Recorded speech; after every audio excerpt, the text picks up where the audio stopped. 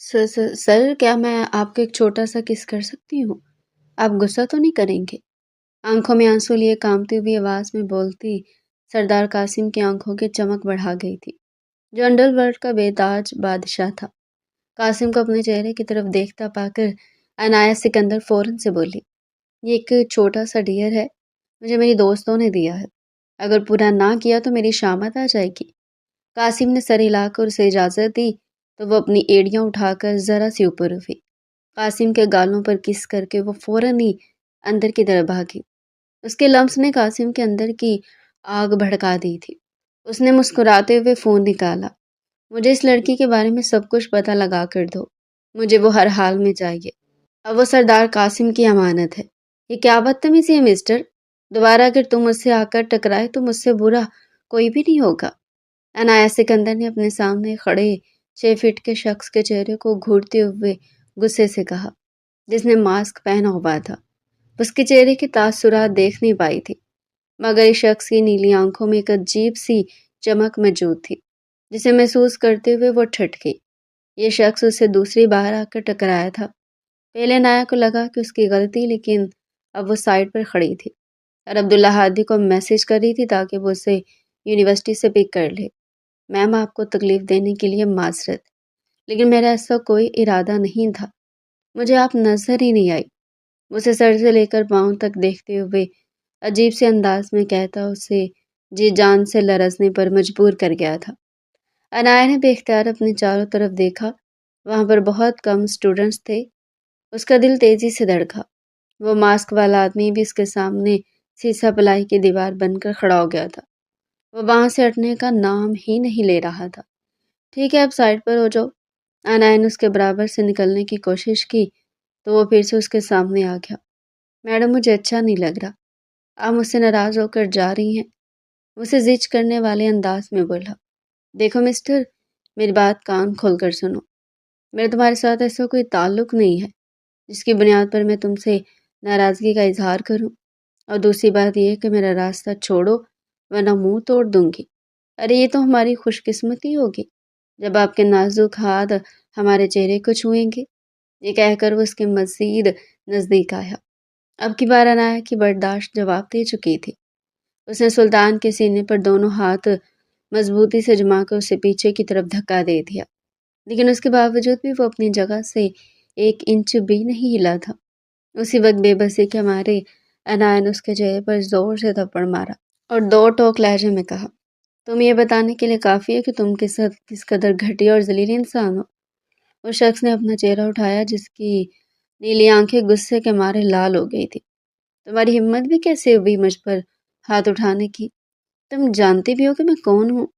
وہ حلق کے بل دہاڑا خوف کے مارے عنایت کی آنکھوں میں آنسو آ گئے تھے، لیکن وہ شخص کے سامنے رو کر خود کو کمزور ثابت نہیں کرنا چاہتی تھی۔ اسے رہ رہ کر اپنے اوپر غصہ آ رہا تھا کہ آخر اسے یہاں پر اکیلے آنے کی کیا ضرورت تھی۔ وہ لوگ اس وقت لائبریری کے پچھلے حصے میں موجود تھے، جو اسٹوڈنٹس وہاں پر پہلے تھے اب وہ بھی وہاں سے چلے گئے تھے۔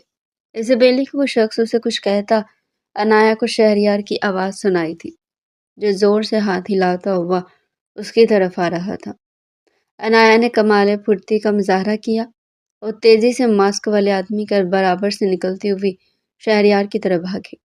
اس کی پھولی ہوئی سانسیں، سرخ رنگت اور آنکھوں میں آنسو دیکھ کر شہریار کا ماتھا ٹھنکا۔ کیا ہوا ہے؟ تم اتنی ڈری ہوئی کیوں ہو؟ اور وہ آدمی کون تھا؟ تم اس کے ساتھ کیا کر رہی تھی؟ شہریار اس کا بچپن کا دوست تھا، دونوں نے ایک ہی اسکول میں پڑھا تھا، پھر بعد میں ایک ہی کالج میں ایڈمیشن لیا اور اب وہ دونوں ایک ہی یونیورسٹی میں تھے۔ ان دنوں یونیورسٹی میں ایونٹس ہو رہے تھے اور شہریار ان ایونٹس کو ارینج کر رہا تھا۔ وہ لائبریری میں اپنے دوست کو بلانے کے لیے آیا تھا۔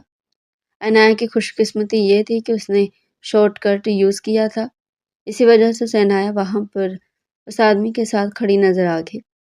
لمحے کے 1000ویں حصے میں شہریار کو اندازہ ہو گیا تھا کہ وہاں پر کیا چل رہا ہے، اسی وجہ سے وہ اس کی مدد کے لیے آ گیا۔ دوسری طرف سلطان شابی بھی اپنی جگہ پر کھڑا اس لڑکی کو کھا جانے والی نظروں سے دیکھ رہا تھا جس نے اس پر ہاتھ اٹھانے کی جرت کی تھی۔ سلطان کا بھائی شہر کا سب سے بڑا بزنس مین تھا، اس کے ساتھ ساتھ وہ سیاست کی دنیا کا بے تاج بادشاہ تھا۔ چونکہ سلطان کے والدین کو اس کے بچپن میں انتقال ہو گیا تھا، اس لیے اس کے بھائی نے اس کی ہر خواہش پوری کی تھی، اور اسی چیز نے اسے خود سر اور مغرور بنا دیا تھا۔ اس کی شخصیت میں ایک عجیب سا سحر تھا جو سب کو اس کی طرف متوجہ کرتا تھا۔ آج سے پہلے اس نے جس لڑکی کی بھی خواہش کی تھی، وہ لڑکی کسی پکے ہوئے پھل کی طرح اس کی گود میں آ کر گر جاتی تھی، لیکن سلطان اپنا مقصد پورا کر کے انہیں ٹیشو پیپر کی طرح استعمال کر کے پھینک دیتا تھا، کیونکہ یہ اس کی فطرت میں شامل تھا۔ ایک بار استعمال کی ہوئی شے کی طرف وہ نگاہ اٹھا کر بھی دیکھنا پسند نہیں کرتا تھا، لیکن جب سے اس نے یونیورسٹی میں ایڈمیشن لیا تھا، تب سے وہ اپنی کلاس کی اس لڑکی کو نوٹ کر رہا تھا۔ عنایا کا 2 سے 3 بار اس کا آمنا سامنا بھی ہوا تھا، لیکن عنایا نے اس کی طرف کوئی خاص توجہ نہیں دی تھی۔ وہ تو اسے یوں ہی اگنور کرتی تھی جیسے سلطان اس کے لیے ایگزسٹ ہی نہیں کرتا ہے، اور یہی بات سلطان کو تیش دلا گئی تھی، کیونکہ جہاں پر پوری کلاس سے لڑکیوں کی نظر اس پر تھی، وہاں پر یہ لڑکی اسے کسی خاطر میں نہیں لیتی تھی۔ آج اسے اس جگہ پر کھڑا دیکھ کر سلطان کو موقع مل گیا کہ وہ اسے زچ کر سکے، لیکن شہریار بر وقت ہی وہاں پر آ گیا تھا۔ وہ اور عنایا یونیورسٹی کے بیرونی حصے کی طرف جا رہے تھے، جب شہریار نے اسے آنکھیں چھوٹی چھوٹی کر کے گھورتے ہوئے پوچھا، تم اس آدمی کے ساتھ کیا کر رہی تھی؟ تم جانتی بھی ہو کہ یہ کس قدر گھٹیا انسان ہے؟ مجھے کیا پتا یہ کون ہے، اور تمہاری دوسری بات 100% سچ ہے، یہ واقعی میں ایک گھٹیا انسان ہے۔ آج تو میں نے اسے تھپڑ مارا، اگلی بار اس نے میرے ساتھ بدتمیزی کی تو اس کا منہ توڑ دوں گی۔ کیا؟ شہریار بیچارہ صدمے سے چیخ کر رہ گیا۔ اتنا حیران کیوں ہو رہے ہو؟ جیسے گھٹیا لوگوں کے ساتھ ایسا ہی ہوتا ہے۔ او بیبی، تمہاری بات تو ٹھیک ہے، لیکن تم جانتی ہو کہ یہ ہے کون؟ اگر اس کے بھائی کو پتہ چلا کہ تم نے اسے تھپڑ مارا ہے تو اسی وقت ہی بلیک ویگو لے کر تمہارے گھر کے باہر آ جائے گا۔ عنایا نے تیزی انداز میں اپنا سر جھٹکا۔ اگر ایسی بات ہے تو پھر وہ میرے ماموں کو نہیں جانتا، وہ اس کے بلیک ویگو کو آگ لگا دیں گے۔ خیر، فی الحال میں اس انسان کے بارے میں بات کر کے اپنا موڈ خراب نہیں کرنا چاہتی ہوں، اور نہ ہی مجھے یہ جاننے میں دلچسپی ہے کہ وہ کون ہے، اس کا بھائی کیا چیز ہے۔ میری بلا سے بھاڑ میں جائے۔ میڈم، وہ تمہارا ہی کلاس فیلو ہے۔ اب کی بار وہ اپنی جگہ پر جم گئی۔ اسے یاد آیا کہ یہ وہی نیلی آنکھوں والا لڑکا تھا جو پچھلے کچھ دنوں سے اسے اپنی جانب متوجہ کرنے کی کوشش کر رہا تھا اور اس کی اٹینشن سیکھ کر رہا تھا، لیکن وہ اسے بھاؤ دینا پسند نہیں کرتی تھی۔ اب اسے ساری کہانی سمجھ میں آ چکی تھی۔ وہ مسکراتی ہوئی شہریار کو الوداع کرتی یونیورسٹی کا بیرونی دروازہ پار کر کے سامنے عبدالہادی اپنی گاڑی سے ٹیک لگا کے کھڑا بالوں میں ہاتھ پھیرتا آنے جانے والی لڑکیوں کو گھور رہا تھا۔ شرم کرو، اپنی نظروں کی حفاظت کرنا سیکھو، ورنہ تمہیں اپنے جیسی ہی ٹھڑکی بیوی ملے گی۔ لا حول ولا قوت، کس طرح کی باتیں کر رہی ہو؟ اگر انسان کی شکل اچھی نہ ہو تو کم از کم انسان کو بات ہی اچھی کر لینی چاہیے۔ جلدی سے اپنی یہ بد دعا واپس لو۔ عبدالہادی کے تو ہاتھ پاؤں پھول گئے تھے۔ وہ خود حد سے زیادہ حسن پڑا سا تھا، جو بھی حسین لڑکی سے دکھائی دیتی تھی عبدالہادی کی نظر اس پر جم جاتی تھی، لیکن اس کے ساتھ ساتھ وہ یہ بات بھی کرتا تھا کہ جب کوئی عورت میری زندگی میں آئے گی تو یہ ساری حرکتیں چھوڑ دوں گا۔ لیکن عنایا کو اس پر یقین نہیں تھا۔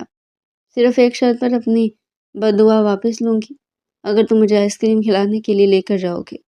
وہ چمکتی ہوئی آنکھوں سے عبدالہادی کو دیکھتے ہوئے بولی۔ تب اسے گھور کر رہ گیا تھا۔ نادیدی کہیں کی۔ عنایا کے ماں باپ کا اس کے بچپن میں ہی انتقال ہو گیا تھا۔ اس کے ماموں نے اس کی پرورش کی تھی، اسے اپنی بیٹیوں کی طرح پیار کرتے تھے۔ انہوں نے کبھی بھی اسے اپنے بچوں سے الگ نہیں سمجھا تھا۔ ان کی بیگم صاحبہ یعنی عنایا کی ممانی بھی دل کی بہت اچھی تھی اور نیک عورت تھی۔ انہوں نے بھی کبھی عنایا کو ماں کی کمی محسوس نہیں ہونے دی تھی۔ ان کے 4 بچے تھے۔ عنایا کے ان کے سب سے چھوٹے بیٹے عبدالہادی سے بنتی تھی۔ دونوں ایک ہی ایج کے تھے، لیکن عبدالہادی دوسری یونیورسٹی میں پڑھتا تھا کیونکہ جانتا تھا کہ اگر اس نے عنایا کی یونیورسٹی میں ایڈمیشن لیا تو وہ روز اس کی شکایتیں لے کر اس کے بابا کے پاس پہنچ جائے گی اور وہ اپنی زندگی کھل کر انجوائے نہیں کر پائے گا۔ دوسری طرف سلطان کا غصے کے مارے برا حال تھا۔ جیسے وہ لاؤنج میں داخل ہوا، اس نے وہاں پر پڑی ہوئی چیزوں کو توڑنا شروع کر دیا۔ اگلے کچھ ہی دیر میں لاؤنج کباڑ خانہ بن گیا تھا۔ قاسم، جو کہ 2nd فلور کی آخری سیڑھی پر کھڑا تھا، اطمینان سے دیوار سے ٹیک لگا کر یہ منظر دیکھ رہا تھا۔ وہ اپنے چھوٹے بھائی کے غصے سے واقف تھا۔ جب سلطان ہر چیز کو توڑ کر سکون سے صوفے پر جا کر بیٹھا تو وہ مسکراتا اس کے جانب بڑھا۔ کیا ہو گیا؟ اتنا غصہ کس چیز کا ہے؟ کہیں پھر سے تمہاری لیلا کے ساتھ لڑائی تو نہیں ہوگی؟ اس عورت کا میرے سامنے نام نہ لے، مجھے وہ عورت زہر لگتی ہے۔ سلطان نفرت سے اپنا سر جھٹکا۔ کل تک تو تم اس پر دل و جان سے مرتے تھے، آج ایسا کیا ہو گیا کہ وہ عورت تمہیں زہر لگنے لگی ہے؟ قاسم نے آنکھیں چھوٹی چھوٹی کر کے اس سے گرا، کیونکہ وہ اسے اپنے بھائی سلطان کی یہ حرکت بہت بری لگتی تھی۔ وہ چاہتا تھا کہ سلطان عورتوں کی عزت کرے، اسے ہر طرح سے سمجھا کر بھی دیکھ چکا تھا، لیکن سلطان قاسم کی کوئی بات خاطر میں نہیں لاتا تھا۔ مجھے لیلا سے کوئی مسئلہ نہیں ہے، مجھے وہ لڑکی چاہیے ہر حال میں۔ اس 2 ٹکے کی لڑکی نے مجھ پر ہاتھ اٹھایا ہے، مجھ پر، سلطان شاہ پر، اس کی ہمت بھی کیسے ہوئی؟ یہ کہہ کر سلطان نے صوفے پر پڑا ہوا کشن زور سے دیوار پر مارا۔ قاسم کے ماتھے پر بھی لاتعداد بل پڑ گئے تھے۔ کون ہے وہ لڑکی؟ مجھے بتاؤ۔ آپ اسے کچھ بھی نہیں کہیں گے، اس سے بدلہ میں اپنے طریقے سے لوں گا۔ اب اگر میں نے اسے اپنے قدموں میں گرا کر، اسے گڑ گڑا کر معافی مانگنے پر مجبور نہ کیا تو میرا نام بھی سلطان شاہ نہیں ہے۔ وہ پکا ارادہ کرتے ہوئے اٹھا۔ اس سے پہلے کہ وہ دروازے سے باہر نکلتا، قاسم نے مضبوطی سے اس کا بازو پکڑ کر روکا۔ مجھے بتاؤ، مسئلہ کیا ہے؟ کیا ہوا ہے کہ ہاتھ اٹھانے کی نوبت آ گئی؟ یہ میرا انتہائی پرسنل میٹر ہے بھائی، اور میں اس میٹر کو خود ہی سالو کرنا چاہتا ہوں۔ قاسم نے گہری سانس خارج کرتے ہوئے اس کے بازو چھوڑ دی اور کندھے اچکاتے ہوئے بولا، ٹھیک ہے، لیکن کل کو اگر تمہاری یہ پرسنل میٹر تمہیں جیل میں لے کر گیا تو میں تمہاری بیل کروانے کے لیے نہیں آؤں گا، تب بھی تم اپنے میٹر کو خود ہی سالو کرنا۔ اسے چڑھانے والے انداز میں بولتا گنگناتا ہوا کمرے کی طرف بڑھ گیا تھا۔ آج وہ بہت خوش تھا کیونکہ اس نے مخالف پارٹی کو بہت برے طریقے سے شکست دی تھی۔ آپ اسے پکا یقین تھا کہ آنے والے الیکشنز میں وہی جیتے گا۔ یہ بھی اس وقت ممکن تھا جب سلطان کوئی فضول حرکت نہ کرتا، ورنہ قاسم کی شہرت کا بدنامی میں تبدیل ہونے کا بھی مسئلہ تھا۔ عنایا پچھلے 1 گھنٹے سے بیڈ پر کروٹیں بدل رہی تھی، لیکن نیند اس کی آنکھوں سے کوسوں دور تھی۔ اس کی نظروں کے سامنے بار بار دن میں ہونے والا واقعہ گھوم رہا تھا۔ یا میرے اللہ، میں نے کچھ غلط تو نہیں کر دیا ہے؟ اس نے بے اختیار اپنے آپ سے سوال کیا اور پھر خود کو تسلی دیتے ہوئے بولی، نہیں، میں نے کچھ بھی غلط نہیں کیا۔ اس شخص کے ساتھ ایسے ہی ہونا چاہیے تھا۔ اگر میں اسے اس کی اوقات نہ دکھاتی تو وہ میرے سر پر چڑھ کر ناچتا۔ مجھے یہ یقین ہے کہ دوبارہ وہ میرا راستہ روکنے کی کوشش نہیں کرے گا۔ یہ کہہ کر وہ پھر سے لیٹ گئی تھی۔ کل صبح اس کی یونیورسٹی میں ایونٹ تھا اور اس میں شہر کے بڑے بڑے لوگ بھی آ رہے تھے، جن میں بڑے بزنس مین اور سیاست دان بھی تھے۔ عنایا کو سیاست میں کوئی خاص دلچسپی نہیں تھی، بلکہ اسے تو سیاست خون کا کھیل لگتی تھی، اور آج کل سیاست دانوں کے جس طرح کے حالات تھے اسے سخت کوفت ہوتی تھی۔ صبح وہ جلدی اٹھ گئی تھی۔ اس نے بلیک کلر کا سمپل سا سوٹ پہنا اور شیشے میں کھڑی خود کو دیکھنے لگی۔ وہ سادگی میں بھی غضب ڈھاتی تھی، لیکن اس کے باوجود بھی اس نے گالوں پر ہلکا سا ٹینٹ اور لبوں پر لپسٹک لگائی تھی۔ اس کی تیاری مکمل ہو چکی تھی، بہت تیزی سے سیڑھیاں اترتی ہوئی نیچے جا رہی تھی جب عبدالہادی نے اسے دیکھ کر دور سے ہی سیٹی بجائی۔ شرم کر جاؤ، خبردار جو تم نے میرے ساتھ فلرٹ کرنے کی کوشش کی، وہ اسے مصنوعی خفگی سے گھورتے ہوئے بولی۔ یار، ایک بات کا تو اب مجھے پکا پکا یقین ہو گیا، تم ایک بہت ہی ظالم عورت ہو، نہ اپنے ساتھ فلرٹ کرنے دیتی ہو اور نہ ہی کسی اور کو دیکھنے دیتی ہو۔ اس گھٹن زدہ ماحول میں مجھ جیسا معصوم انسان کیسے گزارا کرے؟ تمہاری یہ ساری باتیں میں ممانی کو جا کر بتاتی ہوں، وہ تمہیں اس مسئلے کا حل بھی بتا دیں گے اور تمہارے دماغ میں جو خناس بھرا ہوا ہے نا، اسے بھی دور کر دیں گے۔ اس نے عبدالہادی کو دھمکی دی تو وہ کانوں کو ہاتھ لگاتا ہوا باہر کی طرف بھاگا تھا۔ آج وہ ڈرائیور کے ساتھ یونیورسٹی جا رہی تھی۔ جیسے اس نے یونیورسٹی میں قدم رکھا تو سامنے اسے وہ نیلی آنکھوں والا لڑکا کھڑا نظر آیا تھا۔ سلطان شاہ آج ماسک کے بغیر تھا اور پوری تیاری کے ساتھ آیا تھا۔ بلیک کلر کی شرٹ کے اوپر بلیک کلر کی ہی لیدر جیکٹ پہنے وہ بہت ہینڈسم لگ رہا تھا۔ لڑکیاں ابھی بھی مکھیوں کی طرح اس کے آگے پیچھے گھوم رہی تھی، لیکن وہ کسی کی طرف نگاہ اٹھا کر نہیں دیکھ رہا تھا۔ اس کے دماغ میں ابھی بھی کل والا تھپڑ ہی چل رہا تھا۔ عنایا نے اسے دیکھا تو ایک لمحے کے لیے کنفیوز ہوگی، لیکن پھر اپنا پرانا کانفیڈنس بحال کرتی ہوئی وہ اس کے سامنے سے یوں گزری جیسے وہ اسے جانتی ہی نہیں ہے۔ سلطان کی نظروں نے دور تک اس کا پیچھا کیا تھا۔ یار مجھے ایسا کیوں لگ رہا ہے کہ اس لڑکی پر تیرا دل آ گیا ہے؟ اس کے دوست نے اس کے کندھے پر ہاتھ رکھتے ہوئے کہا تو دوسرا دوست بھی اس کا ساتھ دیتے ہوئے بولا، لیکن ایک مسئلہ ہے، یہ لڑکی تیرے قابو میں آنے والی نہیں ہے، یہ بہت سخت لڑکی ہے، کسی کو بھی بھاؤ نہیں دیتی ہے۔ اپنے بھاج نے ایک بار کوشش کی تھی، اس لڑکی نے اسے سب لوگوں کے سامنے باتیں سنائی تھی۔ قسم سے اسے تو کچھ کہتے ہوئے بھی ڈر لگتا ہے۔ میرے پاس اتنا فالتو وقت نہیں ہے جو میں اس کے ساتھ دل لگاؤں گا۔ سلطان نے غصے سے اپنا سر جھٹکا، اور نہ ہی میرا سٹینڈرڈ اتنا گرا جو میں اس جیسی معمولی اور 2 ٹکے کی لڑکی کو اہمیت دوں گا۔ مجھے ایسا کیوں لگ رہا ہے کہ یہ لڑکی تجھے پہلے ہی بہت بری طرح سے ریجیکٹ کر چکی ہے؟ اس کے برابر میں کھڑے ہوئے حماد نے مذاق میں کہا تھا، لیکن اگلے ہی پل اس نے حماد کا گریبان پکڑا اور اس کے چہرے پر ایک زوردار مکہ مارا۔ سالے تیری ہمت بھی کیسے ہوئی؟ اپنی اوقات میں رہ، مت بھول کہ تو کون ہے۔ سلطان غصے سے بے قابو ہو گیا تھا۔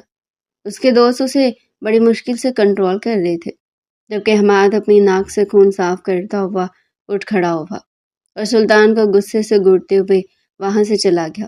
یار کیا ہو گیا ہے؟ تھوڑا سا ریلیکس کر، اپنا حماد تو تیرے ساتھ مذاق کر رہا تھا، تجھے تو پتہ اس کی عادت کا، پھر تو کیوں غصہ کرتا ہے؟ فیروز نے اسے حوصلہ دیتے ہوئے کہا، جو ابھی بھی اسی جگہ کوئی دیکھ رہا تھا جہاں تھوڑی دیر پہلے ماریا گئی تھی۔ یونیورسٹی کے ایونٹ میں سلطان کا بھائی قاسم بھی موجود تھا۔ سلطان نے اسے آنے سے سختی سے منع کیا تھا، کیونکہ جانتا تھا کہ یہاں پر اس کا بھائی ہوتا تھا وہاں پر اس کی پرسنالٹی چھپ جاتی تھی۔ یہ نہیں تھا کہ وہ اپنے بھائی سے جلتا تھا، لیکن بلکہ اس نے یہ چھوٹی سی ریکویسٹ کی تھی۔ لیکن قاسم کہاں پیچھے رہنے والوں میں سے تھا۔ جیسے وہ یونیورسٹی میں انٹر ہوا، اس نے موبائل پر سلطان کا نمبر ڈائل کیا۔ چھوٹے بھیا کہاں پر ہو تم؟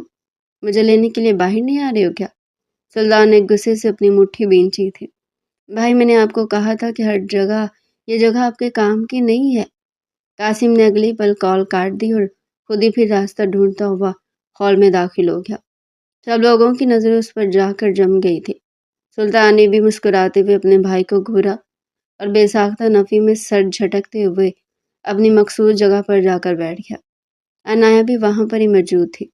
وہ کمپیئرنگ کر رہی تھی اور یہ کام وہ صرف اور صرف اپنے دوست شہریار کی وجہ سے مجبور ہو کر رہی تھی، کیونکہ شہریار نے یہ ڈیوٹی جس کے حوالے کی تھی وہ مجبوری کے تحت یونیورسٹی نہیں آ سکا تھا۔ اینڈ پر شہریار نے محترمہ کو پلی کا بکرا بنایا تھا۔ جیسے اس نے اسٹیج پر جا کر بولنا شروع کیا، قاسم کی نظر اس کے خوبصورت چہرے میں الجھ گئی۔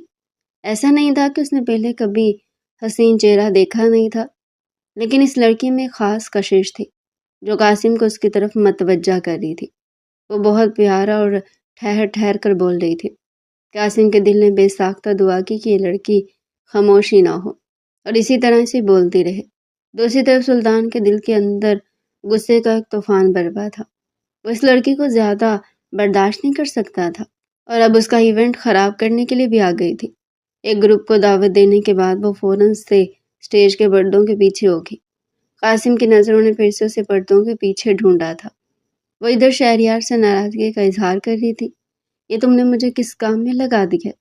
تم جانتے بھی ہو کہ مجھ سے کی کمپیئرنگ نہیں ہوتی ہے، سب لوگ بعد میں میرا مذاق بنائیں گے، بلکہ وہ تو ابھی بھی مجھ پر ہنس رہے ہوں گے۔ وہ بہت زیادہ کنفیوز ہو رہی تھی۔ شہریار نے اسے حوصلہ دیا، تم بالکل بھی بری نہیں کر رہی ہو، میں بعد میں تمہیں ریکارڈنگ وغیرہ شیئر کروں گا، تم دیکھو گی تو میرا شکریہ ادا کرو گی کہ میں نے تمہارے اندر چھپے ہوئے ٹیلنٹ کو باہر نکالا ہے۔ وہ شرارت سے اس کے بالوں کی جھولتی ہوئی لٹ کو چھیڑتے ہوئے بولا۔ جب بھی وہ اسٹیج پر آتی قاسم فوراً سے سیدھا ہو کر بیٹھ جاتا، اسے دیکھنے کا شغل فرما تھا۔ جب اس کی نظروں سے اوجھل ہوتی تو قاسم کا دل بوجھل ہو جاتا تھا۔ یا میرے اللہ، یہ مجھے کیا ہو رہا ہے؟ میرے جیسے سخت انسان دل کو کہیں محبت تو نہیں ہوگی؟ اس نے بے ساختہ اپنے سینے پر ہاتھ رکھتے ہوئے خود سے سوال کیا۔ دل زور زور سے اس لڑکی سے وابستگی کا اظہار کر رہا تھا، جبکہ دماغ اسے سمجھا رہا تھا کہ وہ ان کاموں کے لیے نہیں بنا ہے۔ لیکن زندگی میں پہلی بار قاسم شاہ نے اپنے دماغ کی نہیں بلکہ اپنے دل کی سنی تھی، اور یہیں سے ان کی بربادی کا آغاز ہو گیا تھا۔ ایونٹ ختم ہونے کے بعد سب لوگ باہر جا رہے تھے۔ قاسم سے بھی یونیورسٹی سے سینئر ٹیچرز ملنے کے لیے آئے تو وہ ان سب کو اگنور کرتا ہوا فوراً سے ہال سے باہر نکلا تھا۔ اس کی نظریں باہر بھٹک رہی تھی اور اس لڑکی کو تلاش کر رہی تھی جس نے صرف ایک ہی جھلک میں اس کے دل کے تار چھیڑ دیے تھے۔ عنایا کو کافی دیر اسے ڈھونڈنے کے بعد بھی وہ اسے نظر نہیں آئی تو وہ مایوس ہو کر سائڈ پر جا کر ٹیک لگا کر کھڑا ہو گیا۔ وہاں پر اسے پرانا کلاس فیلو مل گیا تھا۔ وہ اسے خوشگپیوں میں مصروف ہو گیا تھا کیونکہ کافی عرصے کے بعد ان دونوں کی ملاقات ہوئی تھی۔ دوسری طرف عنایا اپنی سہیلیوں کے ساتھ تھی۔ وہ لوگ اس وقت گراؤنڈ میں موجود تھے، تروٹ اور ڈیر کھیل رہے تھے۔ عنایا کا پہلے ان کے ساتھ کھیلنے کا کوئی ارادہ نہیں تھا کیونکہ اس کے دوست اس کو بہت ذلیل کرتے تھے اور ایسے ایسے واقعات ڈیر دیتے تھے کہ بعض اوقات عنایا کا کانوں کو ہاتھ لگانے کا دل کرتا تھا۔ وہ ہمیشہ تروٹ کا انتخاب کرتی تھی لیکن آج ماہی نے اسے للکارا تو وہ جذبات میں آ کر ڈیر بول گئی۔ اس کے دوستوں نے معنی خیز انداز میں ایک دوسرے کی طرف دیکھا اور پھر شرارتی انداز میں اسے گھورتے ہوئے بولی، کیا تم نے پہلے کبھی کسی کو کس کیا ہے؟ عنایا کے گال شرم کے مارے لال ہو گئے تھے۔ اس نے انہیں خاص جانے والی نظر سے دیکھا اور انگلی اٹھا کر دھمکیاں آمیز لہجے میں بولی، میں تم لوگوں کو بتا رہی ہوں میں تم لوگوں کی ایسی ویسی کوئی بھی بات نہیں مانوں گی۔ اپنا منہ دھو کر رکھو، ماننا تو آپ کو پڑے گا میڈم صاحبہ، لیکن چونکہ آپ بہت ہی شریف ہیں اور بچپن سے لے کر اب تک آپ نے ایسا کوئی بھی کام نہیں کیا، اسی وجہ سے ہم آپ کے ساتھ تھوڑی سی رعایت کرتے ہیں۔ وہ جو سامنے کونے میں ایک آدمی کھڑا ہے نا، آپ جا کر اس کو پرپوز کریں گے اور پھر اسے کس کریں گے۔ عنایا کو لگا اس کے کانوں نے کچھ غلط سن لیا ہو۔ بوکھلاہٹ میں تو اس نے پہلے پلٹ کر اس شخص کو دیکھا جہاں پر قاسم اب اکیلا کھڑا تھا اور اپنے موبائل پر مصروف تھا، لیکن بار بار نگاہیں اٹھا کر آس پاس دیکھتا تھا کہ شاید اسے وہ لڑکی نظر آ جائے۔ سلطان اپنے دوستوں کے ساتھ گھومنے کے لیے نکل گیا تھا۔ اگر وہ تھوڑی دیر کے لیے بھی ٹھہر جاتا اور اسے پتہ چل جاتا کہ جس لڑکی پر قاسم کا دل آیا وہ کوئی اور نہیں بلکہ اس کی سب سے بڑی دشمن ہے تو وہ گش کھا کر بے ہوش ہو جاتا۔ اپنی دوستوں کے للکارنے پر عنایا نے ہمت کی اور چھوٹے چھوٹے قدم اٹھاتے ہوئے قاسم کی طرف بڑھنے لگے۔ قاسم اب وہاں سے نکلنے کا ارادہ رکھتا تھا کہ اچانک سے اسے ایک خوبصورت نسوانی آواز سنائی دی۔ یہ آواز اسے جانی پہچانی معلوم ہو گئی تھی۔ اس نے نگاہیں اٹھائی اور پھر پلٹنا ہی بھول گیا۔ جس لڑکی کو وہ اتنی دیر سے تلاش کر رہا تھا وہ خود ہی اس کے پاس آ گئی تھی۔ قاسم کو یوں اپنی جانب دیکھتا ہوا پا کر عنایا مزید کنفیوز ہو گئی تھی۔ وہ مجھے آپ سے ایک چھوٹی سی فیور چاہیے تھی، اس نے ہچکچاتے ہوئے کہا۔ آپ بتائیں ہم آپ کی کس طرح سے مدد کر سکتے ہیں؟ اس نے ہلکا سا جھکتے ہوئے مؤدبانہ انداز میں کہا۔ عنایا نے بے ساختہ پلٹ کر اپنی سہیلیوں کو دیکھا جو اسے تھوڑی فاصلے پر کھڑی اپنے لبوں پر ہاتھ رکھ کر اپنی ہنسیاں دبانے کی کوشش کر رہی تھی۔ وہ سب لوگ قاسم سے واقف تھی، جانتی تھی کہ وہ بہت بڑا آدمی ہے، لیکن عنایا کو آئیڈیا نہیں تھا کیونکہ اس نے کبھی بھی ان چیزوں میں دلچسپی نہیں لی تھی۔ وہ سر مجھے میری دوستوں کی طرف سے ایک ڈیئر ملا ہے، مجھے آپ کو پرپوز کرنا اور اس کے ساتھ ساتھ آپ کو تھوڑی فاصلے پر تھوڑی سی مزاحمت بھی دینی ہے۔ عنایا کو سمجھ نہیں آ رہا تھا کہ وہ کس طرح سے بات شروع کرے، جبکہ قاسم اس کے انداز اور لب و لہجے پر دل و جان سے اس پر فدا ہو گیا تھا۔ میں کس طرح سے آپ کی مدد کر سکتا ہوں؟ سر بس آپ میری کسی بھی حرکت کو سیریس نہیں لیجیے گا اور نہ ہی مائنڈ کیجیے گا۔ عنایا نے یہ کہا۔ اگلے ہی پل عنایا نے اپنا ہاتھ قاسم کے چہرے پر رکھا۔ اس کے گالوں پر کس کرنے کے بجائے اپنے ہاتھوں پر کس کر کے فوراً اپنی سہیلیوں کی طرف بھاگ گئی تھی۔ اس نے چیٹنگ کر کے اپنا ڈیئر کمپلیٹ کیا تھا لیکن دور کھڑی سہیلیوں کو نظر نہیں آیا تھا۔ قاسم تو اپنی جگہ پر منجمد ہی رہ گیا تھا۔ اس لڑکی کے نزدیکی اور قربت نے قاسم کو بحال کر دیا تھا۔ آج واقعی مجھے دل کے طبیب کے پاس جانا پڑے گا، اس نے اپنے دھڑکتے ہوئے دل کو سنبھالتے ہوئے کہا۔ عنایا فوراً ہی اپنی سہیلیوں کو وہاں سے لے کر دوسرے حصے میں چلے گئی تھی۔ قاسم نے اسی وقت ہی اپنا موبائل نکالا، مخصوص نمبر ڈائل کیا، پھر اس نے نگاہیں اٹھا کر بائیں جانب دیکھا۔ تھوڑی فاصلے پر اس کا آدمی کھڑا تھا۔ ابھی جو لڑکی میرے پاس آئی تھی نا، مجھے اس کی ساری ڈیٹیل چاہیے، اس کے بارے میں سب کچھ پتہ لگا کر دو، کون ہے، کہاں رہتی ہے، کس کی بیٹی ہے، اس بارے میں لیلو کو کچھ بھی مت بتانا۔ یہ کہہ کر اس نے کال کاٹ دی اور जेबों में हाथ डालकर अपनी गाड़ी की तरफ बढ़ गया था। आज वो बहुत ज़्यादा खुश था। उसने खुद से जो अहद किया हुआ था कि वो कभी भी शादी नहीं करेगा, आज वो अहद भी टूट गया था, क्योंकि एक लड़की उसके दिल को पसंद आ गई थी। जब वो घर पहुंचा तो सुल्तान पहले से ही वहां पर मौजूद था और अपना सर दोनों हाथों में गिराए सोफे पर बैठा हुआ था। उसकी फिर से अपने दोस्तों के साथ लड़ाई हो गई थी और ये लड़ाई भी इस मामूली सी 2 टके की लड़की की वजह से हुई थी। क्या हुआ, इतने परेशान क्यों हो छोटे ब्रदर? उसके कंधे पर हाथ रखते हुए बोला। उस लड़की की वजह से? यार, मैं तुम्हें इतना कमज़ोर तो नहीं समझता था कि एक लड़की की वजह से तुम अपना ये हाल बना लोगे। कासिम अपनी बात के बीच में ही रुक गया था। वो ये सब कुछ अपने भाई को समझा रहा था, हालांकि खुद भी वो एक लड़की की वजह से खुद को कमज़ोर महसूस करने लगा था। पहली बार उसके दिल में ये डर पैदा हुआ था, कहीं ऐसा ना हो वो इस लड़की को खो दे, या फिर कहीं ऐसा ना हो कि वह लड़की किसी और की अमानत हो। इस तरह की सोचें मुसलसल उसके जहन में गर्दिश कर रही थी। वह जल्द अज जल्द उसके बारे में जानना चाहता था। छोड़ें भाई, फिलहाल मैं इस बारे में बात नहीं करना चाहता। मुझे बताएं क्या चल रहा है? सुल्तान ने मामले को दफा रफा दफा करते हुए कासिम से उसके बारे में पूछा और फिर शौक लहजे में बोला, मुझे बताएं कि मेरी भाभी कब ला रहे हैं? ये सुनकर कासिम ज़ेरे लब मुस्कुरा दिया। तुम सब जो तुम्हारी भाभी मिल गई है और ये सब तुम्हारी बदौलत हुआ है। आज तुम अगर मुझे यूनिवर्सिटी में आने से मना ना करते तो मैं कभी भी यूनिवर्सिटी ना आता। वह बाई आंखों को करते हुए बोला। सुल्तान ने बुरा सा मुंह बनाया था। वो जानता था कि वह अपने भाई को जिस बात से मना करता है उसका बड़ा भाई वही काम करता है। भाई, अगर तो वो मेरी यूनिवर्सिटी की कोई लड़की है तो मैं बिल्कुल भी आपका साथ नहीं दूंगा, क्योंकि वो सारी लड़कियां ही फारिग हैं। उस लड़की के बारे में मैं कुछ भी नहीं सुनूंगा सुल्तान, और ना ही उसकी ज़ात के बारे में कोई गलत बात बर्दाश्त करूंगा। मुझे वो पसंद आ गई, बहुत जल्द मैं उसी से निकाह करूंगा और उसे अपनी बीवी बनाऊंगा। तुम्हारा फ़र्ज़ बनता है कि तुम अपनी भाभी की इज़्ज़त करो। उसके गालों को थपकता हुआ अपने कमरे की तरफ बढ़ गया था। मुझे बताओ तो सही, वो है कौन? मुझे उसकी तस्वीरें दिखा दें। अब क्या मैं इतना क्या गुज़रा हूँ? क्या आप मुझे ये भी बताना पसंद नहीं करेंगे? जब ठीक वक्त आएगा तो मैं तुम्हें सब कुछ बता दूंगा। वह नाक से मक्खी उड़ाते हुए लापरवाह अंदाज में बोलता उसके तन बदन में आग लगा गया था। दूसरी तरफ उसके खास आदमी ने उसे सारी डिटेल दे दी थी।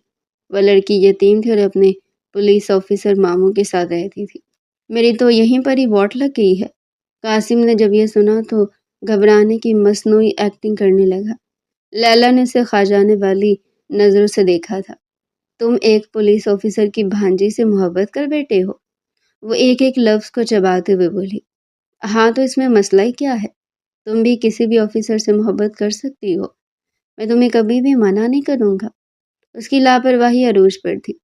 लैला ने बेबसी से उसके चेहरे को देखा, जो कि अंडरवर्ल्ड की दुनिया का डॉन था।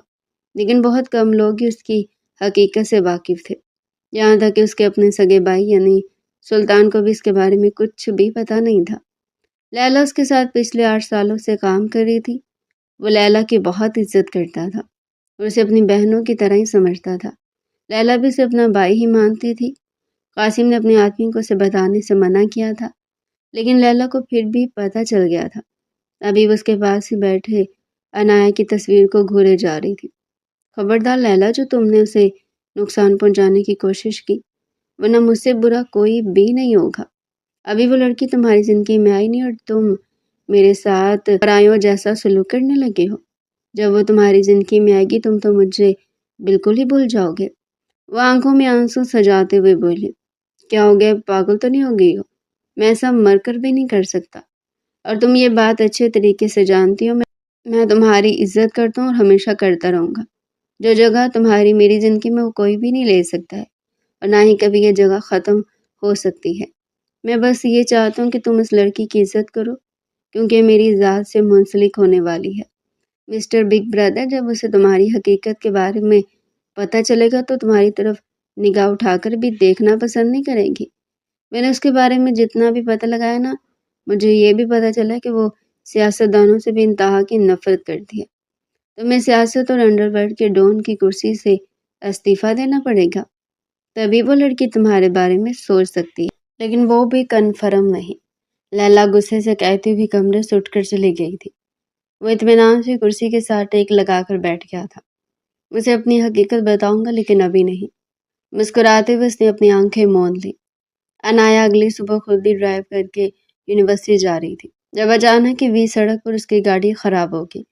उसने जल्दी यूनिवर्सिटी पहुंचने के लिए शॉर्टकट यूज़ किया था, लेकिन अब उसे शिद्दत से अपनी गलती का एहसास हो रहा था। उसने जो मूवीज़ देखी हुई वो भी उसके जहन में गर्दिश कर रही थी। उसे रह रहकर अपने ऊपर गुस्सा आ रहा था। अभी वो गाड़ी का बोनट उठाकर चेक कर ही रही थी कि अचानक एक बाइक उसके करीब आकर रुका। वहां पर 3 आवारा लड़के सवार थे। ओहो, देखो तो हसीना मुश्किल में है। ओह, हसीना की मदद करते हैं। एक आदमी ने खबासत भरे अंदाज में मुस्कुराते हुए कहा। अनाया ने पलट कर देखा तो उसके चेहरे की हवाइयाँ उड़ गई। मुझे किसी की मदद नहीं चाहिए, मैं अपनी मदद खुद कर सकती हूँ। तुम लोग यहाँ से जाओ, उसने कांपते हुए लहजे में कहा। अरे मैडम साहिबा, आपको हमारे साथ ये फॉर्मेलिटी करने की ज़रूरत नहीं है। एक आदमी मुस्कुराते हुए उसकी तरफ बढ़ा। इससे पहले कि वो उसे हाथ लगाता, एक और गाड़ी उनके करीब आकर रुकी। वो गाड़ी कासिम शाह की थी और ये आदमी भी उसी के ही भेजे हुए थे।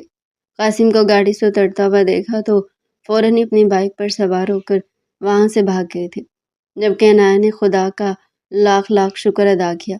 मगर जब उसने कासिम को देखा तो वो कंफ्यूज हो गई।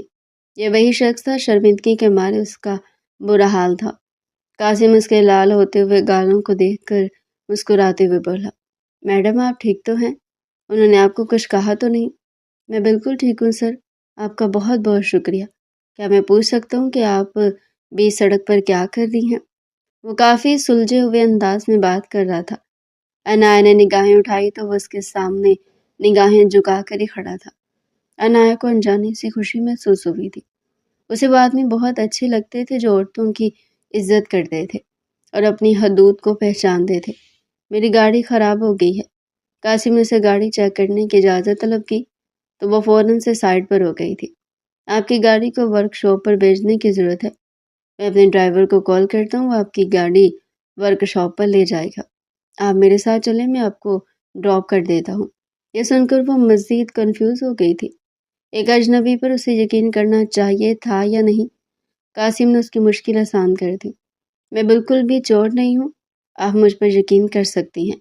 लेकिन अगर आप गाड़ी मेरे हवाले नहीं करना चाहती तो प्लीज़ मेरी लिफ्ट की ऑफ़र को कबूल कर लें। इस वक्त आपका वीरान जगह पर खड़ा होना बिल्कुल भी सूटेबल नहीं है, जहाँ पर इससे पहले भी काफ़ी ज़्यादा हादसात हो चुके हैं। मैं नहीं चाहता कि आपको किसी भी किस्म की कोई तकलीफ पहुँचे। वो अपनी आखिरी बात पर अच्छा खासा जोर देते हुए बोला तो वो फिर से बेसाख्ता निगाहें उठाकर कासिम के चेहरे को घूरने लगी, जिसकी भूरी रंग की आंखें से किसी और की आंखों से मिलती जुलती महसूस हो रही थी। वो खुद कासिम की गाड़ी में जाकर बैठ गई थी, लेकिन उसने चाबी कासिम के हवाले नहीं की थी। उसके इस अंदाज पर भी मुस्कुराया था। वो, सर मुझे आपसे ये बात करनी थी। मैडम पहले तो आप मुझे सर कहकर ना पुकारें, मुझे थोड़ा सा अजीब लग रहा है। आप मुझे मेरे नाम से पुकार सकती हैं। आपका नाम क्या है? बेसाख्ता उसके लबों से निकला, मेरा नाम कासिम शाह है। मैम अगर मुझे इजाज़त हो तो मैं आपसे आपका नाम पूछ सकता हूँ? वो हल्का सा उसकी जानिब झुकते हुए दिलफरेब अंदाज में बोलता उसकी धड़कनों को बुरी तरह से मुंतशिर कर गया था। मेरा नाम अनाया है, उसने कासिम से निगाहें चुराते हुए कहा। वो उसे उसकी यूनिवर्सिटी के सामने ड्रॉप करके पलट गया था। अनाया काफ़ी देर तक उसकी धूल उड़ाती हुई गाड़ी को देखती रही थी। शाम के वक्त उसे ड्राइवर लेने के लिए आया था। जब वो यूनिवर्सिटी से निकली तो उसकी निगाहें गैर इरादी तौर पर आसपास घूम रही थी। मायूस होकर वो खामोशी से गाड़ी में जाकर बैठ गया। घर में भी वो कासिम के बारे में सोचती रही थी। अगली शाम वो कैफ़े में अब्दुल हादी के साथ बैठी कॉफ़ी पी रही थी, जब उसकी नज़रें भटक कर कासिम पर जाकर ठहर गई, जो कि अब्दुल हादी को खा जाने वाली नज़रों से देख रहा था। इन दोनों का एक साथ होना गैर मुतवक्को था। हादी, जो कि काफ़ी देर से अपने चेहरे पर नज़रों की तपश महसूस कर रहा था, उसने बेसाख्ता पलट कर देखा। यार अगर मुझे लड़की घूरे तब भी बात है, ये बंदा मुझे क्यों घूर रहा है, और वो भी इस कदर ख़तरनाक अंदाज में? क्या तुम इसे जानती हो? कासिम पर एक नज़र डालकर उसने सामने बैठी अपनी कज़न को घूरा तो वो मासूमियत से सर हाँ में हिलाने लगी। ये वही शख्स है जिसने मुझे گنڈوں سے بچایا تھا۔ اس نے رازدارانہ انداز میں کہا، مجھے ایسا کیوں لگ رہا ہے کہ یہ مجھے بھی گنڈا ہی سمجھ رہا ہے؟ دیکھو کیسے خطرناک طریقے سے مجھے گھبرایا، جیسے میں اس کی سوتن ہوں۔ عبدالہادی نے ڈرنے کی ایکٹنگ کرتے ہوئے کہا تو وہ غصے سے اس کے کندھے پر تھپڑ مارنے لگی۔ یہ سب دیکھا کر دور بیٹھا ہوا قاسم اپنا پہلو بدل کر رہ گیا تھا۔ یا میرے اللہ، مجھے ذرا سا حوصلہ عطا فرما، میں اس لڑکی کے سامنے برا نہیں بننا چاہتا ہوں، ورنہ ہی میں اس کو اپنا خطرناک لوگ دکھانا چاہتا ہوں۔ میرا مقصد فی الحال اس کو امپریس کرنا، یہ سب کچھ تو برداشت کرنا ہی ہوگا۔ دوسری طرف عبدالہادی نے عنایہ کو کھڑا ہونے کے لیے کہا، ابھی میرا کھانا ختم نہیں ہوا، میں اپنا کھانا ختم کر کے یہاں سے جاؤں گی۔ وہ ضد کرتے ہوئے بولی، میں تمہیں یہاں سے جانے کے لیے نہیں کہہ رہا، بلکہ اس شخص کے پاس چلنے کے لیے کہہ رہا ہوں۔ مجھے لگتا ہے کہ ہمیں اس کا شکریہ ادا کرنا چاہیے۔ یہ سن کر وہ اسے خفکی سے دیکھنے لگا تھا۔ کوئی ضرورت نہیں ہے۔ عبدالہادی اس کے کچھ بھی کہنے سے پہلے خود ہی قاسم کے پاس پہنچ گیا۔ قاسم اس کو دیکھ کر فوراً سے اٹھ کھڑا ہوا۔ عبدالہادی میں اب مزید اس کی گھوریاں برداشت کرنے کی ہمت نہیں تھی۔ اس نے اپنی کزن کی طرف سے قاسم کا شکریہ ادا کیا تو اس کی آنکھوں میں آنکھیں ڈال کر اس سے سمجھانے والے انداز میں بولا، یہ میرا فرض تھا۔ عبدالہادی بس اسے دیکھ کر رہ گیا تھا۔ واپسی پر بھی وہ عنایہ کو مسلسل تنگ کر رہا تھا کہ تم مانو یا مانو، مجھے لگ رہا ہے کہ وہ شخص تمہیں دل دے بیٹھا ہے۔ عنایہ خوفگی سے بس اس کو دیکھ کر رہ گئی۔ یار اس میں اتنی پریشان ہونے والی کون سی بات ہے؟ میں تو خوش ہونا چاہیے کہ تمہیں ایک بہت بڑا سیلیبریٹی پسند کر بیٹھا ہے، تم بھی اس کی طرح سیلیبریٹی بن جاؤ گی۔ کیا مطلب ہے تمہارا؟ میں سمجھی نہیں۔ میری پیاری کزن، مجھے اچھی طرح سے یاد تھا کہ تمہیں یہ بھی پتہ نہیں ہوگا رے، یہ وہی سیاستدان ہے جس کا آج کل ہر طرف بول بالا ہے، ہر کسی کی زبان پر اسی کا ہی نام ہے، اور ویسے یہ بندہ بھی بہت اچھا ہے۔ میں نے اس کے انٹرویوز وغیرہ سنے ہوئے ہیں اور میں واقعی میں اس کو بہت پسند کرتا ہوں۔ اگلے کچھ دنوں میں قاسم نے عنایہ کے ماموں کے ساتھ بھی اپنے تعلقات اچھے کر لیے تھے۔ وہ آج کل جس کیس میں لگے ہوئے تھے، قاسم نے اس کیس میں ان کی کافی مدد بھی کی تھی۔ وہ بہت زیادہ اثر و رسوخ کا مالک تھا، اس نے انہیں کو استعمال کیا تھا۔ انکل فرہاد اس کی بہت عزت اور قدر کرنے لگے تھے۔ ایک دن انہوں نے اسے اپنے گھر پر بھی دعوت دی تھی۔ عنایہ جو کہ سر جھاڑ منہ پھاڑ ہولیے میں کمرے سے باہر نکلی تھی، ابھی تھوڑی دیر پہلے ہی وہ سو کر اٹھی تھی۔ اس کے وہم و گمان میں بھی نہیں تھا کہ وہ شخص اس کے گھر میں موجود ہوگا۔ عبدالہادی نے جب اسے لاؤنج میں جاتے ہوئے دیکھا تو اسے روکنا مناسب نہ سمجھا۔ ادھر عنایہ نے لاؤنج میں قدم رکھا تھا اور ادھر اس کی نظریں قاسم سے جا کر ملی تھی۔ اس نے دیکھ کر اپنی آنکھوں کو زور سے رگڑا تھا، لیکن منظر تبدیل نہیں ہوا تھا۔ سب کچھ ویسا ہی تھا جو شخص اس کے سامنے موجود تھا اور ماموں کے ساتھ بیٹھا ہوا تھا۔ عنایہ نے اپنی پیشانی مس لی۔ وہ مانی جان نے اسے آنکھوں ہی آنکھوں سے وہاں سے جانے کا اشارہ کیا تو وہ فوراً ہی وہاں سے جب وہ چلی گئی تو ماموں بھی تھوڑا سا شرمندہ ہو گئے تھے، لیکن قاسم نے فوراً ہی موضوع تبدیل کر دیا تھا۔ اس کی نظروں کے سامنے ابھی بھی عنایہ کا رفسا حلیہ گھوم رہا تھا۔ وہ لڑکی دن بدن اسے اپنے دل کے قریب محسوس ہوتی جا رہی تھی۔ قاسم کے پاس جتنی بھی دولت تھی وہ اس کی اپنی محنت سے کمائی ہوئی تھی۔ اس نے کبھی بھی حرام نہیں کمایا تھا اور نہ ہی اپنی طاقت کو کسی کو نقصان پہنچانے کے لیے استعمال کیا تھا۔ اگر وہ گینگسٹر تھا تب بھی صرف اور صرف انہیں لوگوں کے نقصان پہنچاتا تھا جو عام لوگوں کے لیے نقصان دہ تھے۔ اللہ اس کے انہی اصولوں کی وجہ سے اکثر ہی اس سے ناراض ہو جاتی تھی، لیکن قاسم کو پرواہ نہیں تھی۔ وہ وہی کام کرتا تھا جس کو اس کا ضمیر خوش ہوتا تھا، اور اسے اپنی زندگی میں یہ فیصلہ بھی کر رکھا تھا کہ جب بھی وہ اپنا گھر بسائے گا اور کسی عورت سے شادی کرے گا تو وہ یہ سارے خطرناک کام چھوڑ دے گا، اور اب وہ وقت آ گیا تھا۔ دوسری طرف سلطان کو جب پتہ چلا کہ جس لڑکی کو اس کا بھائی پسند کرتا ہے وہ کوئی اور نہیں بلکہ اس کی ہی دشمن ہے تو وہ غصے سے بے قابو ہو گیا۔ اس نے کبھی اسے اس بارے میں سوال کیا تو قاسم نے پہلی بار اپنے بھائی سلطان پر ہاتھ اٹھایا تھا۔ اس نے اسے سختی سے سمجھا دیا تھا کہ تم اس عورت کی طرف غلط نگاہ اٹھا کر نہیں دیکھو گے ورنہ میں تمہاری آنکھیں نکال دوں گا۔ آج تک تم نے جتنی بھی غلطیاں کیا میں نے وہ سب معاف کیا ہے، لیکن اب مزید نہیں۔ سلطان کو بالکل بھی امید نہیں تھی کہ اس معمولی سی 2 ٹکے کی لڑکی کے لیے اس کا بھائی اس کے ساتھ یہ سب کچھ کرے گا۔ قاسم نے عنایہ کے ماموں سے اس کے رشتے کی بھی بات کر لی تھی۔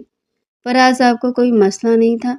عنایہ کو بھی اب وہ شخص اچھا لگنے لگا تھا اور اپنے دل کے بے حد نزدیک معلوم ہوتا تھا۔ اسے جب پتہ چلا کہ وہ سلطان کا بھائی ہے تب اسے تھوڑا سا عجیب لگا تھا۔ اس نے اپنا اور سلطان کا واقعہ بھی قاسم کو صاف صاف بتا دیا تھا۔ وہ شخص سے کچھ بھی نہیں چھپانا چاہتی تھی اور قاسم کو حقیقی خوشی محسوس ہوئی تھی۔ اس نے عنایت سے وعدہ کیا تھا پھر دوبارہ ایسا کبھی بھی نہیں ہوگا۔ سلطان اپنی غلطی پر شرمندہ اور اس سے معافی مانگنے کے لیے تیار ہے، لیکن جب بعد میں اس نے سلطان سے بات کی کہ وہ عنایت سے معافی مانگے تو وہ طنزیہ انداز میں مسکراتا ہوا بولا، میں مر جانا پسند کروں گا لیکن اس عورت سے کبھی بھی معافی نہیں مانگوں گا۔ لیلا بھی سلطان کے ساتھ تھی کیونکہ وہ عنایت کو پسند نہیں کرتی تھی۔ 7 سال قاسم کے ساتھ گزارنے کے بعد دل ہی دل میں کہیں نہ کہیں وہ قاسم کو پسند کرتی تھی، لیکن اس نے کھل کر اظہار نہیں کیا تھا اور نہ ہی اس نے کبھی قاسم کے ساتھ بھائی کا لفظ استعمال کیا تھا۔ وہ بھی چاہتی تھی کہ عنایت کسی طرح سے قاسم کی زندگی سے نکل جائے۔ پہلے اس نے سلطان کو اپنے قابو میں کرنے کی کوشش کی تھی، لیکن سلطان بہت ہی الٹے دماغ کا مالک تھا۔ لیلا کو پتہ تھا کہ اسے کوئی فائدہ نہیں ہونے والا، اسی وجہ سے وہ پیچھے ہٹ گئی تھی، اور سلطان نے تو ویسے بھی شکر ادا کیا تھا کہ لیلا جیسی بلا سے اس کی جان چھوٹ گئی ہے۔ شام کا وقت تھا۔ قاسم شاہ کے بیڈ روم میں اس وقت شدید تناؤ کا عالم تھا۔ سامنے صوفے پر سلطان بیٹھا ہوا تھا جبکہ لیلا کھڑکی کے پاس کھڑی باہر دیکھ رہی تھی، مگر اس کے کان قاسم کی باتوں پر لگے تھے۔ میری بات تم دونوں کان کھول کر سن لو۔ قاسم کی آواز میں وہ سرد مہری تھی جو صرف دشمنوں کے لیے ہوتی تھی۔ عنایت میری زندگی کی وہ شروعات ہے جس کے لیے میں نے اپنے ماضی کو دفن کرنے کا فیصلہ کیا ہے۔ سلطان، وہ تمہاری دشمن نہیں، تمہاری بھابھی بننے والی ہے۔ اگر تم نے یا لیلا نے اس کے گرد کوئی بھی سازش بننے کی کوشش کی تو میں یہ بھول جاؤں گا کہ تم میرا خون اور لیلا تم میری وفادار رہی ہو۔ سلطان نے تڑپ کر کچھ کہنا چاہا مگر قاسم نے ہاتھ کے اشارے سے اسے روک دیا۔ شادی میں تم دونوں مدعو ہو لیکن یاد رکھنا وہاں کوئی تماشا نہیں ہونا چاہیے۔ میں اپنی نئی زندگی کی بنیاد کسی ہنگامے پر نہیں رکھنا چاہتا۔ اگر وہاں تم دونوں میں سے کسی نے بھی بدتمیزی کی تو میں بہت برے طریقے سے پیش آؤں گا۔ لیلا تم اپنی حدیں پہچان لو اور سلطان تم اپنی انا کو مٹی میں دبا دو۔ لیکن سلطان شاہ کے اندر انتقام کی آگ بھڑک رہی تھی۔ اسے قاسم کا تھپڑ نہیں بھول رہا تھا اور نہ ہی عنایت کی وہ جرت۔ اس نے دل میں عہد کر لیا تھا کہ وہ یہ شادی نہیں ہونے دے گا۔ شادی کا دن آن پہنچا تھا۔ عنایت کے لیے آج کا دن خواب جیسا تھا، لیکن اسے کیا معلوم تھا کہ یہ خواب جلدی ایک بھیانک ڈراؤنے خواب میں بدلنے والا ہے۔ پارلر کے پرسکون ماحول میں جب وہ اپنے عکس کو آئینے میں دیکھ رہی تھی تبھی پیچھے سے ہونے والی آہٹ نے اسے چمکا دیا، مگر سنبھلنے کا موقع نہ ملا۔ جب ہوش کی دنیا میں واپسی ہوئی تو سر بھاری تھا اور ماحول بدل چکا تھا۔ ہوش آ گیا؟ بڑی جلدی جاگی تو ابھی تو بربادی کا تماشا شروع بھی نہیں ہوا۔ سلطان شاہ کی آواز کسی زہریلے سام کی طرح عنایت کے کانوں سے ٹکرائی۔ عنایت نے بوکھلا کر آنکھیں کھولی۔ وہ ایک کرسی سے بندھی ہوئی تھی اور سامنے سلطان فاتحانہ انداز میں ٹانگ پر ٹانگ دھرے بیٹھا تھا۔ سلطان، یہ کیا بدتمیزی ہے؟ ہمت کیسے ہوئی تمہاری مجھے یہاں لانے کی؟ عنایت نے ہمت مجتمع کر کے غصے سے کہا، حالانکہ اس کا دل حلق میں آ رہا تھا۔ بدتمیزی نہیں جانے من، اسے حقیقت سے پردہ اٹھانا کہتے ہیں۔ وہ اٹھ کر اس کے قریب آیا اور جھک کر اس کی آنکھوں میں دیکھا۔ تمہیں کیا لگا تھا؟ تم نے مجھے تھپڑ مارا اور میں نے بھول کر تمہیں اپنی بھابھی تسلیم کر لیا۔ اتنا کمزور نہیں ہے سلطان شاہ۔ قاسم تمہیں زندہ نہیں چھوڑیں گے، وہ آتے ہی ہوں گے۔ عنایت نے کانپتی آواز میں اپنے ہونے والے شوہر کا نام لیا۔ یہ سنتے ہی سلطان کا قہقہ پورے کمرے میں گونج اٹھا۔ قاسم، وہ قاسم شاہ جس نے تم گن گا رہی ہو نا؟ ارے معصوم لڑکی، تم جسے اپنا محافظ سمجھ رہی ہو وہ اس دنیا کا سب سے بڑا گینگسٹر ہے۔ تم جھوٹ بول رہے ہو، وہ ایک سیاستدان ہے، ایک بزنس مین ہے۔ عنایت نے دہاڑ کر اسے چپ کروانا چاہا۔ سیاستدان؟ سلطان نے طنزیہ انداز میں دہرایا۔ وہ تو بس ایک لبادہ ہے جو اس نے تم جیسی لڑکیوں کو بے وقوف بنانے کے لیے اوٹ رکھا ہے۔ حقیقت یہ ہے کہ قاسم شاہ اس انڈر ورلڈ کا بے تاج بادشاہ ہے جہاں لاشیں گرانا معمول کی بات ہے۔ وہ قاتل ہے عنایت، ایک پیشہ ور قاتل۔ نہیں، میں تمہاری ایک بات پر بھی یقین نہیں کروں گی۔ تم اسے بدنام کر رہے ہو۔ عنایت کی آنکھوں سے آنسو بہہ نکلے۔ یقین نہیں آتا؟ चलो मैं तुम्हें तुम्हारे ख्वाबों के शहजादे का असली चेहरा दिखाता हूँ। सुल्तान ने मेज़ पर पड़ी कुछ तस्वीरें और फाइलें झटके से अनाया की गोद में फेंकी। अनाया ने लरसते हाथों और धुंधली नज़रों से इन तस्वीरों को देखा। एक तस्वीर में कासिम खून में लथपथ एक शख्स के सर पर पिस्तौल ताने खड़ा था। उसकी आंखों में वही सर्द मेहरी थी जो उसे कभी कभी महसूस होती थी। दूसरी तस्वीर में मैं कुछ खतरनाक इश्तिहारी मुजरमों के साथ किसी खुफिया मीटिंग में मसरूफ था। देख लो, ये है वो शख्स जिसके नाम का जोड़ा पहनकर तुम बैठी हो। ये फाइलें पढ़ो, इसमें इन तमाम लोगों के नाम है जिनका सौदा कासिम शाह ने अपने फायदे के लिए किया। सुल्तान का लहजा मजीद जहरीला हो गया था। अनाया ने इन फाइलों को नहीं खोला था। सुल्तान ज़ेरे लब मुस्कुरा दिया था। इस लड़की को वाकई बेवकूफ़ बनाना बहुत आसान था, जो एआई के ज़माने में रहते हुए भी इन तस्वीरों को नहीं पहचान पाई थी। अनाया का सर चकराने लगा। उसका मान, उसका भरोसा और उसका प्यार सब एक लम्हे में चकनाचूर हो गया था। ये सब सच है? उसने सिसकते हुए पूछा। सच तो अभी और भी कड़वा है अनाया। उसने तुम्हें सिर्फ इसलिए चुना क्योंकि तुम्हारी सादगी उसके काले करतूतों के लिए एक बेहतरीन ढाल थी। सुल्तान ने उसके करीब होकर सरगोशी की।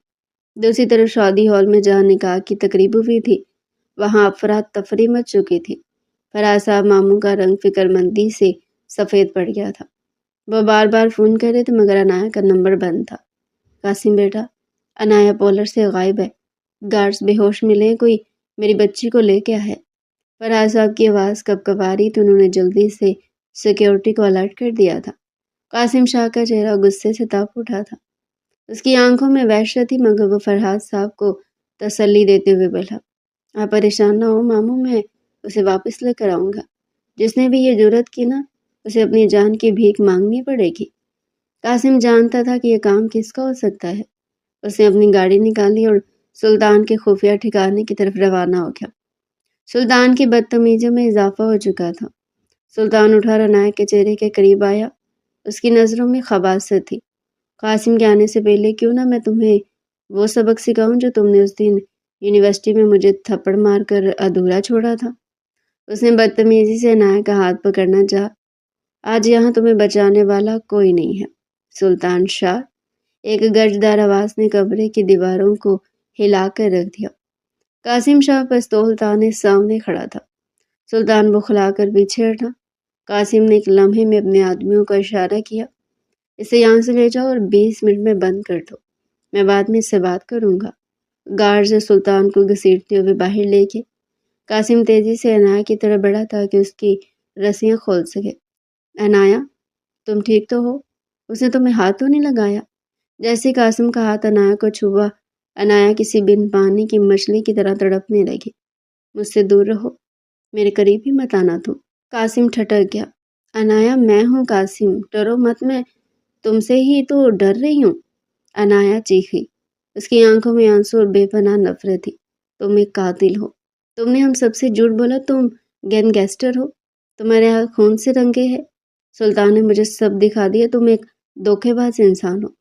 कासिम ने गहरी सांस ली, उसका चेहरा सपाट हो गया। अनाया, जैसा तुम्हें नजर आ रहा ना वैसा कुछ भी नहीं है।